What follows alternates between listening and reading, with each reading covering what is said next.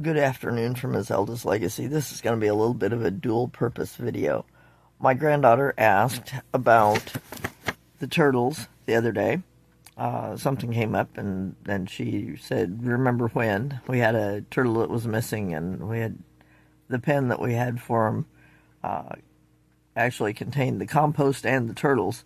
So we were tromping around in there trying to find turtles, and she was wondering if I remembered that. So I thought, okay, I'll put together some little video clips instead of just sending her picture updates of the turtles. I'll put together some video clips. So that's what most of this is. But I also thought I would show you what I found. These tiny little dinosaur skeletons. One is pink and one is lavender. I don't know how well you can see those, but that's what that is, a tiny little dinosaur skeleton.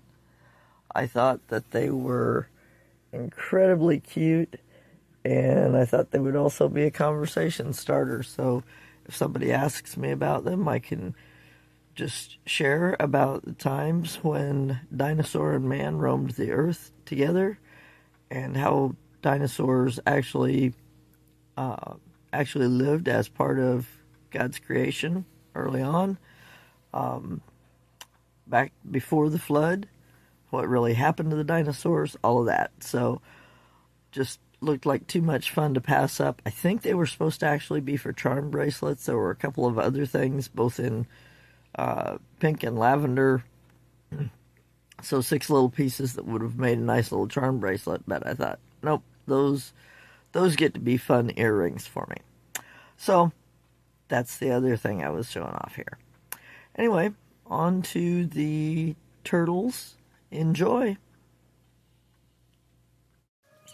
Okay, this has been winter quarters for these guys this year, and as you can tell, this is not very good. But when winter closed down last fall and I was trying to work dispatch and getting used to the new schedule and all that, everything got kind of crazy. So it was like, okay, how will they survive the winter?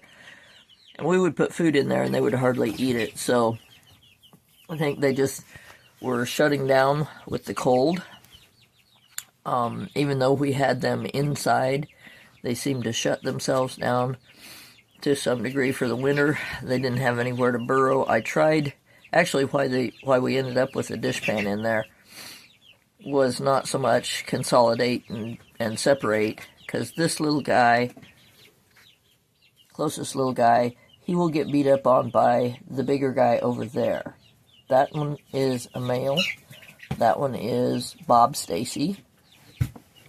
This one doesn't have a name. Maybe I'll call it Riley Joe, but it's the girl.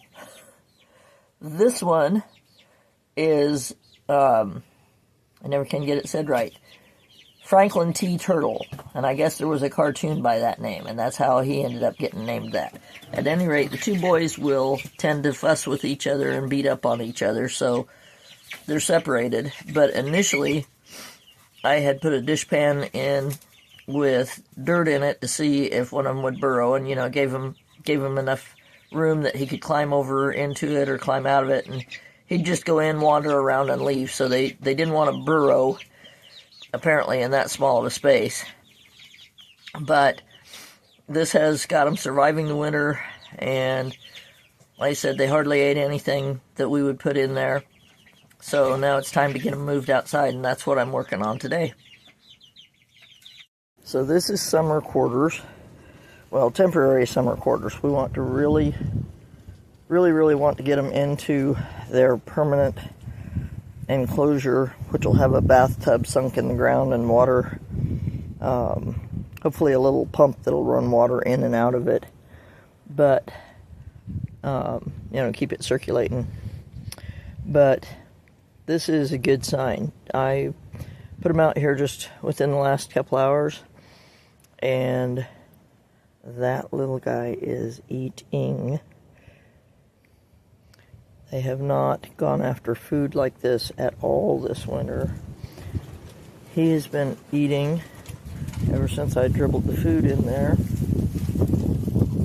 Bob Stacy didn't turn around and figure out that I had dropped a whole spoonful of food in there. Ooh, she's eating. And the fact that she was the most recent addition, we didn't know whether she would eat the store-bought food well or not. And Bob Stacy ate some once I dribbled it in front of his nose. Then he started acting like, oh yeah, this is food, this is good. So I've seen all of them grab bites and swallow. So I know that they've got it figured out. That's an excellent sign. Well, this is the permanent area. You can see how it slopes off so that we can have some of it deep enough that they can burrow in below the frost line. We'll make an enclosure in that area that you're viewing there. And like I said, we'll drop that bathtub into the ground and have the drain facing set so that it can be let out and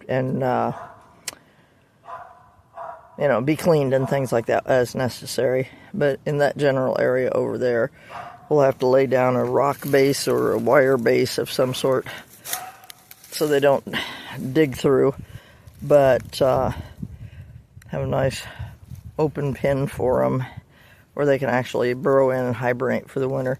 Now, in reference to where I was, there's the back side of the house. You see that shed over there, that little white shed right in the center of the view screen. That is the cat's enclosure. It's in the back corner of the dog yard, so it's the little cat yard or cat run. And they've got a nice place there that they get in out of the weather. And just this side of it, about 16, maybe 20 feet this side of that shed, up there in those bushes, beyond those bushes, that's where the turtles are right now. So they're out in the open air, temperatures, regulating like they would be used to a little bit better. Hopefully get them, back to more healthy. And the other nice thing about this is that it's not far from our hydrant, which you can just barely see over the top of that outdoor sink. That's kind of a camping sink. But right there by that plant hanger, there's a hydrant, so we can stretch a hose right across to here anytime that rainwater is not enough to keep her filled up. So that's the turtle story for today. Talk to you later.